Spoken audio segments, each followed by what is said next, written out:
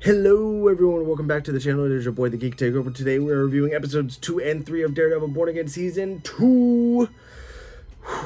Normally, I thought last year when we got 2 episodes back to back it was going to be a huge event. I was wrong. It was kind of a filler. This year, I thought the same thing.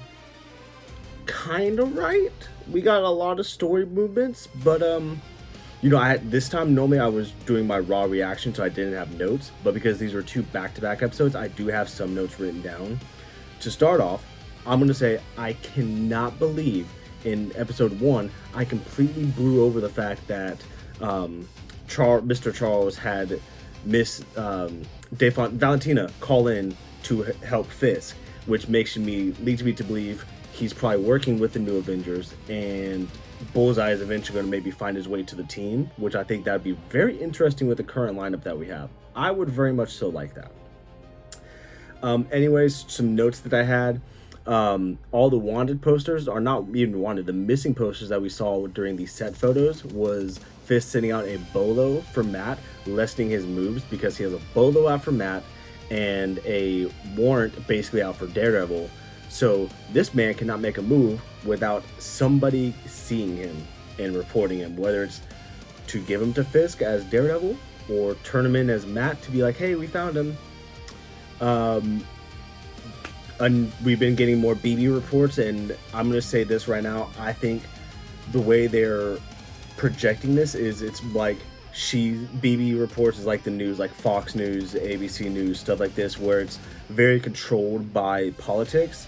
And then we have the Mayor Fisk stuff, which is like the meat and gritty of it all, where we're getting the truth of the conflicts and the truth behind the scenes in the streets. So I do think that that's really cool.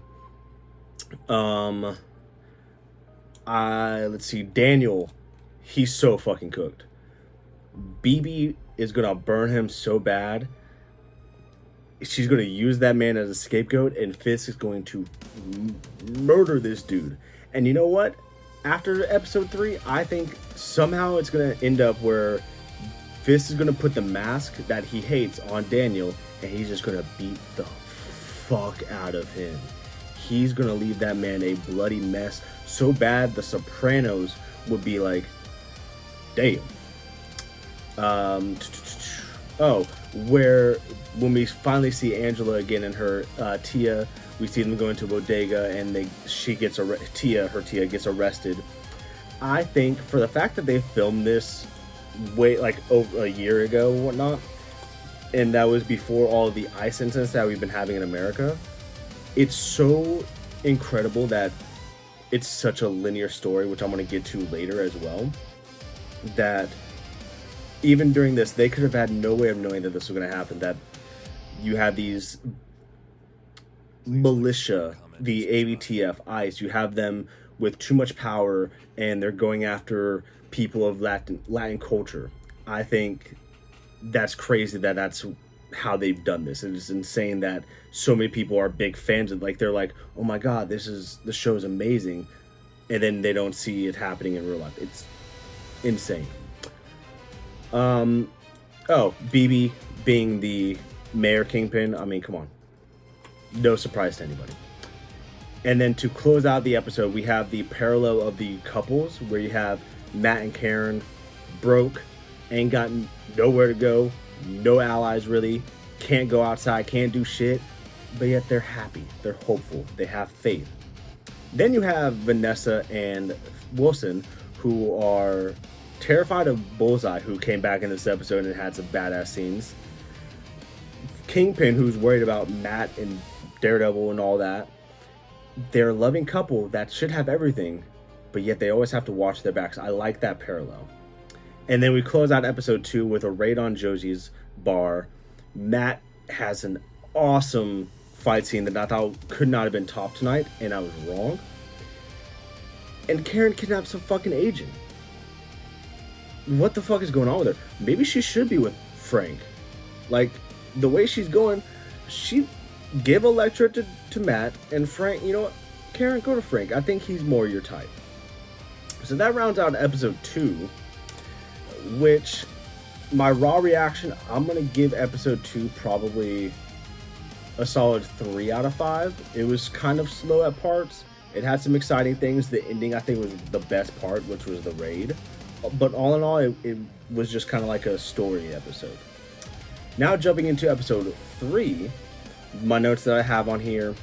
The guy that Karen kidnapped. Apparently, he says he wants to help the resistance, which that leads me to believe that there are tons, maybe not tons, but a lot of ABTF task force agents that don't agree with what Fisk is doing and they want to rebel, which maybe that could be Cole, because he's back. He somehow survived an explosion point blank with just burns on his face. Don't know how that happened. Maybe Matt saved him. I don't remember. I don't really remember that explosion scene. I don't know if Matt was already out of the building or not. I think he was. 3 episodes in, and I am so sold on this black suit. I am betting everything on black. I get the red is classic. I know the red's going to come back eventually. This black suit is just so sleek and sexy. I don't know how it can be topped. I want this mask. I need that mask so bad. It's just beautiful. I love it. Going back to Heather. In my last episode, I was talking about how I think she's going to kind of maybe flip and become Muse, whether it's a mental break or she just crashes out because she can't handle it, which I guess is the same thing as a mental break. But now the fact that this woman kept the mask, she 1000% is going to lose her shit and is going to be, I think she's guaranteed to become Muse at least once. And I don't know who she's going to go after. Maybe Buck. I don't know. It's going to be interesting to see what she does. Karen mentioned that Frank is kind of MIA, but she wishes that he was there to help with the problem. But that makes you wonder where he is between this whole time from the finale, which we don't know how long the finale was from season 1 to season 2. We don't know how long the Punisher special is. We don't know when Brand New Day takes place. So it kind of is like, wonder where he's piecing into the puzzles and where the timeline is going to drop him in at. Rounding out the episode, we have Jack's trial. Of course, shocker, Jack is found guilty. But it makes me wonder, what does Kate Bishop think about this? Like, obviously she must be watching this being a vigilante as well as him being her old stepdad. And again, I go back to where the fuck, they're just not, how does the prosecutors not use her as a evidence against him? Or how does the defense not use that? Maybe look how good she is as a person. I don't understand. It's right there. It's right there. But going back to what I was talking about earlier with the linear storyline, I think, again, this justice system, it shows obviously he was doomed to be found guilty from the get-go. I think this is the most woke, truly woke, I think that Marvel's been, without even knowing it. It's threading such a thin line between fiction and reality that you almost can't tell the difference. And I think that shows for an incredible storytelling. The aspect ratio, whenever Matt's using his little sonar abilities when he was going into the red port, I love it. I love the way it changes. I love everything about it.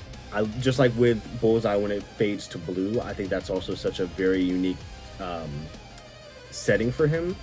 I can't wait to see what they do in the actual movies for them.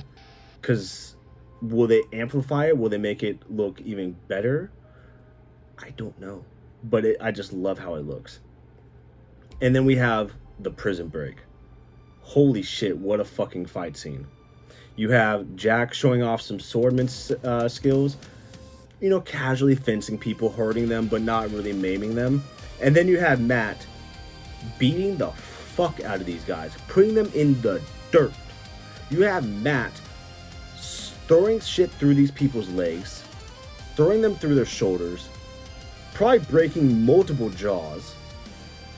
This man is so against killing, but brings people to the brink of death so much. It could be his Catholic. He's like, you know what? I'm going to let these people see God, and then we're going to let God decide if they should live or die. This man is on demon time. But that's where episode 3 ends. And I loved it. I think episode 3 is my favorite so far. I give that one I'm going to give that one a 4 out of 5. I don't want to give it anything higher because who knows what's going to come in the next upcoming episodes. But this show is so awesome. It's so great. I can't wait for next week. I can't wait for the week after and the week after and the week after. This show is going to be amazing. It's going to be the best Marvel show I think that they've done. It's going to be the best show on Disney+. I don't know where this goes now. I think that's probably going to be the last that we see of Swordsmaster, maybe until the finale, because I could see maybe like all the vigilantes coming together. They blew up the North Star, which obviously Fisk is going to use as, oh, Daredevil broke out all the vigilantes and they blew up the port and they killed all these civilians because propaganda. Honestly, at this point, I don't know why they're not having J. Jonah Jameson help them, because he would be excellent at propaganda for them. I don't know how much longer we're going to wait to see Jessica Jones. Hopefully we see She-Hulk eventually. I think she's be great for the defense. But I don't know where we go next. Angela's gonna, I guess, get more White Tiger powers, which, you know, now being a part of the Puerto Rican family due to my wife, whenever I have a daughter, baby girl, we got your representation. We got you. My future baby girl, we got you. So, of course, I'm going to hope that she gets a very good role. I hope that we get to see more of White Tiger. And, yeah, you know, that's going to be my raw reactions for both episodes 2 and 3. Let me know in the comments what you guys think. What are your raw reactions? Let me know what you rate these episodes and what do you think is going to happen next. If you like this video, make sure to hit that thumbs up, subscribe, share with your friends for more content, and I will catch you all next week for episode 4 of Daredevil Season 2, Born Again, episode 4, next time. Down, stop production.